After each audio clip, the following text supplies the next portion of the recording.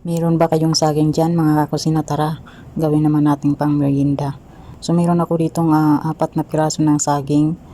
Ayan, durug-durugin ko lang siya mga kakusina ng bonggang-bongga. Then after nyan madurog, lagyan natin siya ng melted butter. So i-mix-mix lang natin. So nagtira ako ng butter para sa ating baking pan. Then lagyan natin siya ng 1 cup na oatmeal or Quaker Oats. Perfect ito pang breakfast mga kakusina, healthy pa. So at ayan, nilagyan ko siya ng raisins or pasas. So optional lang yan mga kakusina. So halo-haloin lang natin.